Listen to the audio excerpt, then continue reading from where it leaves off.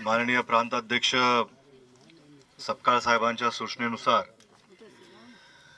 होऊ घातलेल्या निवडणुकीच्या अनुषंगानं आपल्या पक्षाकडं किंवा पक्षाच्या वतीनं प्रत्येक त्या नगरपंचायत नगरपालिकेमध्ये काय तिथली परिस्थिती आहे, स्थानिक नेतृत्व, स्थानिक कार्यकर्ते, त्यांचं म्हणणं काय आहे, पक्षाकडून उमेदवारी कोण मागू पाहत आहे, कोण इच्छुक आहे, त्यांच्यासाठी ही बैठक इथं आयोजित करण्यात आलेली आहे।